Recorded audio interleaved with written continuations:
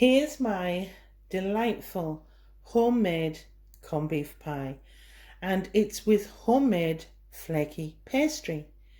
And if you'd like to see how I made this, then keep on watching. Okay, so let's run through the recipe for this flaky pastry. And I've got everything weighed out here, and I suggest you do the same because my videos, as you know, are predominantly aimed at the beginner. So I always say get everything ready in advance and things will run a lot more smoothly. So you will need 375 grams of plain flour, and I've added a pinch of salt to that flour, just seasoned it ever so slightly. You can add white pepper if you want, for if you're making a savoury. But yeah, that's the flour. Now I've got fat, two different measurements of fat. So in this bowl here, I have 30 grams of cold butter, and I've got 30 grams of lard. And in this bowl here, I have 85 grams of cold butter and 85 grams of cold lard, because there's two processes to making the flaky pastry. We need the smaller first and then the larger last. And finally, you will need 175 to 180 milliliters of just cold water. And that's basically it for the ingredients for this pastry. So shall we get started? Okay, so we're going to add our flour first. Always add your flour first. Now you can do this by hand, but I've been doing a lot of cooking lately and I'm just trying to make life a little bit easier for myself. So I'm just putting it in here. But put in your flour, and bearing in mind I've seasoned it with a touch of salt, and try and make sure that your butters and lards are cold from the fridge. So I've got 30 grams of butter going in, and I've got 30 grams of lard. Okay, you can just use all butter, by the way. I just think the lard does make a difference, but you don't get much of a difference. It's a preference that I have. Okay, I'm old-fashioned, you see. So I'm going to switch this on, and I'm going to blitz this for about 10 to 15 seconds. And I'll be back after the noise is finished, back in a bit. Okay, so it actually took about 20 seconds. I actually did 10 seconds, then I give it a little bit of a stir, manipulation, and then I did another 10 seconds. But if you're using your hands, just using the tips of your fingers, rub in the butters if you're using your hands rather than this contraption. So we're going to add our water, and what I tend to do is I kind of add it in sections rather than all in one go. So I'm going to put the lid back on. And I'm going to put at least half in now, at least, and give that a little beat up. I'll be back in a bit because I don't want to make too much noise. Okay, so now I'm going to put the final half of the water in and blitz again. Okay, so there we have it. And that's basically the first stage, and I'm just going to get this out and remove the blade, get it out onto the work surface, and on a floured work surface, and make sure your work surfaces are clean, and I'll come back at that point. Okay, so I've tipped it out onto my work surface, and I'm just going to very gently just get that together like that. Now it's a little bit wet, which I thought it might be, but I don't want to overwork this. So what I tend to do is I get a little bit of my plain flour. Sorry about this, my dogs are barking. A little bit of plain flour, and I just get that in my hands and just pop that on like that. That's much better. Try not to overwork it here. And we're going to get this rolled out. I'm going to wash my hands. Very messy. Okay, so I've washed my hands. I've rolled it into a sausage shape. Okay. And I'm going to flour my rolling pin. Just flour my rolling pin. And we're going to start rolling. And I want to kind of keep this rectangular shape for as long as possible. So we start rolling like so. Maybe giving it a little bit of a turn, but not much. And then pushing it to the sides. And if you flour your hands, it will stop any sticking. And we want to keep that shape, okay? Turning as we go. I like to turn, but I don't turn it over on itself. And just gently. It's just gentle pressure here, okay? Just gently. Very gently. And I will keep rolling this until it's about, I would say, well, 6 to 8 millimeters thick. Back in a bit. Okay, so what I've done is I've just mashed up my butter and my lard together. Not perfectly, it's just a concoction. And we want to basically put little dollops of the mixture, the fats, on. So I will show you what I mean. So a little bit, just stick it down like so. And this is kind of the therapeutic part, and I enjoy it. I enjoy this part. And I would say 3 to 4, depending how wide you've gone, 3 to 4 dollops. And if you can hear noise in the background, somebody's cutting the grass. Thank you very much. And you keep going there. Don't be shy. Just putting dollops on. Like so. Like that. It doesn't matter if there's more butter in one section and more lard in the other. It really doesn't. See if I can get another one on there. Yeah, why not? And I will keep going along here like that, putting little dollops on. Now, these are cold. And I'm going to go 2/3 down with that butter and fat. So I'm going to leave about 1/3. So I'll stop when I get to there. And I'll come back when I'm at that point. Okay, so I've been all along, but I've left about 1/3. So what we're going to do is we're going to pick up that 1/3 and we're just going to push it over like that. Can you see what I'm doing? And then with the final 1/3, push it like so. Like that. And these are the edges, so I want you to push down those edges and push down this bit, because the butter might break through, and that's quite normal, so don't panic there. Just going to put some more flour on. It does need a little bit of flour.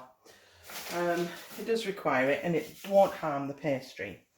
And then I'm going to put it on an angle for me so I can get at it, because actually the camera's in front. And I'm just going to start rolling, just ever so gently, just like we were doing earlier. You might need a little bit on as we go. And we're sandwiching the layers together, okay? Like that. Can you see what I'm doing? Like so. Keep going, like that, like so. And then I'm going to bring that over, and bring that over, and turn again, okay? Pressing down the sides. I'm just going to put some more flour on there because it needs to have some more down, like that. Brush the top, like so, and repeat. So we're going to do that again, like that. Turn it a little bit, just to make it a bit more square. Okay, okay. And those layers are getting sandwiched together, yeah? Okay, so a little bit more, like that. And one more time. So fold it in, like that. And fold it in again. Again, you may need a little bit more flour on the top, because some of the oils and the fats peek through, okay? This flaky pastry will be delightful, I assure you. Okay, so I'm just rolling again. Keep turning as you go. But I'm wanting that kind of rectangular shape. Might need a little bit underneath because it does start to break through. Because we're making the layers of the pastry for the flaky pastry. Like that, you see? A little bit more on my rolling pin there. Like so. Like that, right to the ends. Like that. Yeah, I'm quite happy. And now we're going to bring it back. So again, oh, I'll try this end, it might be easier. Bring it over like that. It's just a little bit sticky there, that's it. And bring it over like that. And your pastry is ready to go into the fridge. Okay, so I'm going to put this in some cling film and I'm going to tidy up because it's a messy job, pastry. And I'm going to leave it in the fridge for a minimum of an hour to 2 hours. Okay, so a minimum of an hour, but I prefer 2 hours. Okay, so in that time you can make your filling. I'm making a corned beef pie, but I wanted to show you how I make my flaky pastry. And if you just hang on, I'll be back when it's come out of the fridge and ready to go onto the pie. Back in a bit.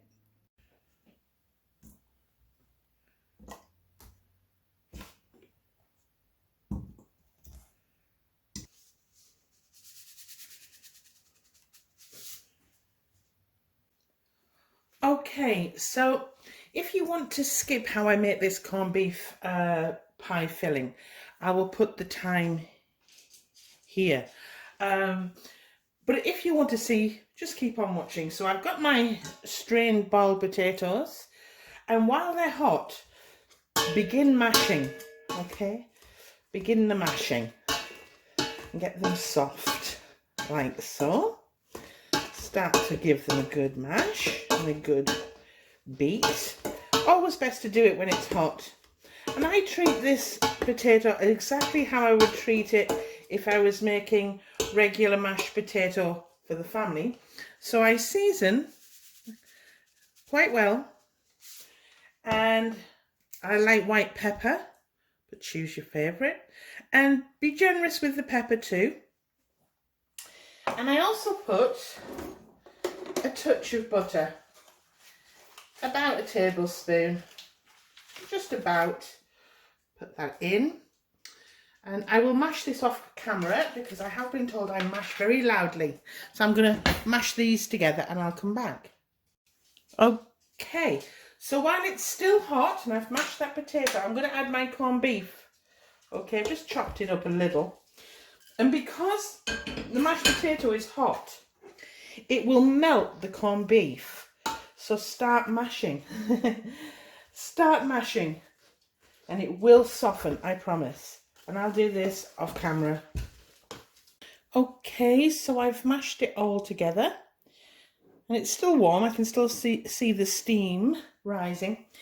But I'm going to leave this now to cool. And once it's a little bit cooler, about after half an hour, I'll pop it in the fridge. Because you must have a cold filling. And remember, taste and test. Test it, see whether or not the seasoning's right. If it needs more pepper, add more. If it needs more salt, add more. But that's perfect. That's perfectly done for me. I'm quite happy. So that's my filling. And I'm going to put this in the fridge. And when we come back, we will start putting this pie together. Okay. Excuse me. So the pastry has been in my fridge for around about 2 hours, actually. Maybe just a little bit over. But you can freeze this pastry if you wish and use it at another time, you know. So I'm going to cut it into 2 sections. So I've got 1/2 for the base of the pie and 1 for the lid. So I'm just going to roundabout just cut that because it's still very cold. It's still very cold, okay. And I'll put that back, wrap it back up, this half, and put it back in the fridge. Just for now, I always try and keep the pastry as cool as I can for as long as I can. So I'll put that back in the fridge. And I'll come back when we start rolling this out. Okay, so I've floured my work surface. But before we begin, as you know, I've just cut that in half, but I want to show you the layers because it's still cold, you'll be able to see them. Can you see the layers of pastry there? And that's what you've created by folding them. Okay, hope you can see. Interesting, isn't it? Very interesting. So obviously it's very cold and it's very firm. That's okay. I always like making pastry when it's a bit cooler, but it's a relatively warm day, so I'm going to move relatively quickly. So I've got that, move that out of the way. And I'm going to just start and begin by just gently turning, gentle pressure and turning as I go. Gentle pressure, turning as I go. Gentle pressure, turning as I go. And just giving it a turn each time. And I'm wanting the base, this is the base, pastry for the base, so it has to be very thin, okay? Because there's no blind baking, it will bake the same length as the rest of the lid and the contents. So I'm going to roll this pretty thin. So I'm going to keep on just roll and turn. Every now and then just putting some flour on in case the butter comes through of the fats. And I'll keep going and I'll come back when it's a little bit bigger than this. Back in a bit. Okay, so I've been rolling out a while now. And as you can see, it's about, let's have a look. It's about 2 to 3, about 3 millimeters thick. And that's really what you need. And because you've had it in the refrigerator for 1 to 2 hours, and working on it, you know, while it's still cold, you're able to roll it this thin without it breaking. Famous last words, because I'm about to try and get it in here now. So I'm going to just use my rolling pin to pick it up like so. Bring my pie dish over, hopefully you will be able to see, and just roll it along. You can always make adjustments, okay? You can always make adjustments. And very gently just push down. Sorry if I'm in the way here, just with your hand, just push down like that. I've actually just put a little bit of butter on this pie dish, just so it sticks to it, okay? Just so it sticks to it. And I'm very gently just placing my hands in, trying not to tear or disturb the pastry, okay? And then with a sharp knife, I'll do it, I usually pick it up and cut round, but I'll do it stood here so you can see. And just with a sharp knife, just tap away at any of the excess, like so, like this. Keep going. And I know sometimes people say my videos are long, but I do them for my beginners, and I don't like to miss out stages. So I'm not apologising for that really. And then just smooth it round like that. And then what I do is, with a fork, I'll bring this over just in case. With a fork, we just want to very gently, not going all the way through, but we're just making some indentations. And that will allow the air to turn into steam and cook your filling. I mean, we're using a ready-made filling, it's already made, but you might be putting steak in there that needs to, or chicken that needs to cook further, or a fruit filling. But that's it, okay? Not piercing all the way through, because then the contents will run through if you've got a liquid mixture. But that's basically your pie base done. Now, I'll just move this out of the way because I want to show you how to deal with these scraps. Normally you would just grab all your scraps and roll them into a ball. But these, I tend to put them on top of each other in layers, just like we've been doing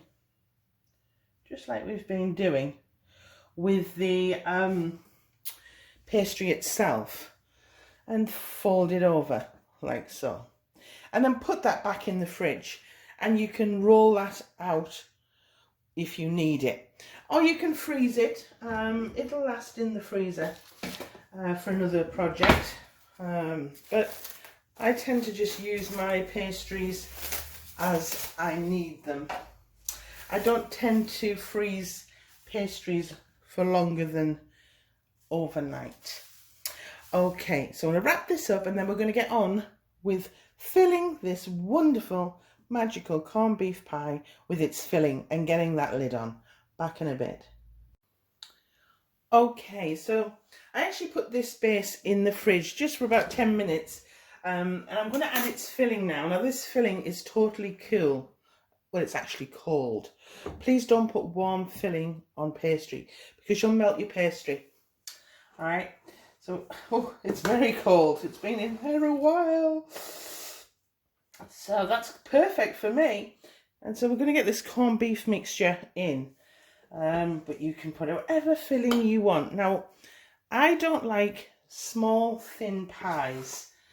You know, I like a lot of filling, okay? I'm not shy. I like a lot, as you can see. And it will all go in and it'll all fit, believe me. So I'm just getting all of this delicious filling inside. And I scrape out all the egg. I don't leave anything inside my pan. So that's that. And then with a spoon, back of a spoon, or my little miniature infamous palette knife, I'm just going to spread that down. Okay. I'll just turn it as I go. Now this is pretty cold. It's gone very firm, but that's good.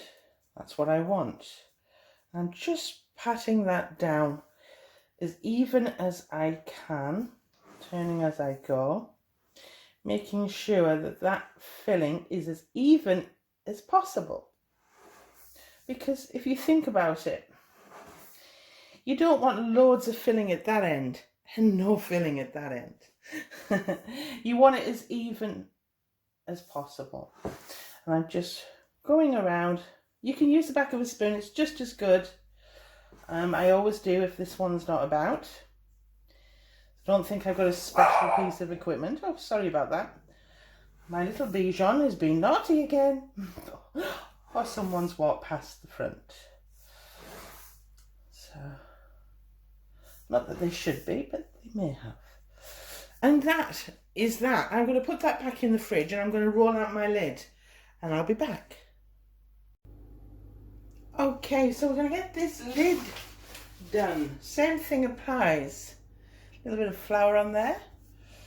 A little bit of flour on my rolling pin.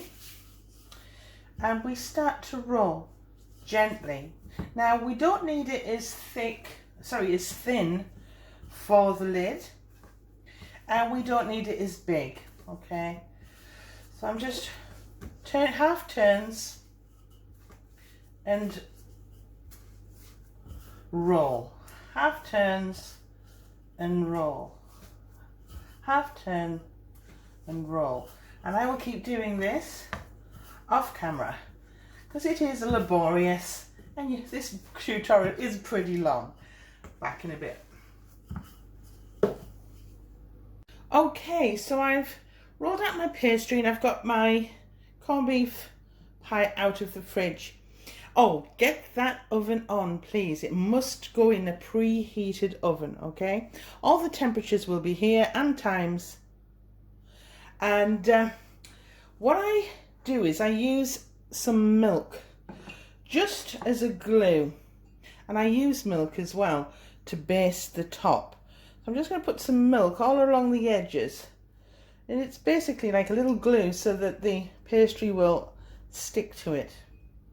Okay, so just some milk, not too much, just enough for it to get a little bit moist. Okay, that's that. And then just move that out of the way. And then again, same principle, using your rolling pin, bring this in, hopefully picking up in things. We're just going to get that on. I kind of find the middle, kind of, yeah. And I just roll that on like that. And then with my hand, I just smooth that edge. Can you see what I'm doing? Just, you know, fixing that glue on to the pie. Okay, like so. Like that. And then again, with a knife, just go around and cut off that excess. And I'll do that off camera. Okay, so I've went around the edge like that.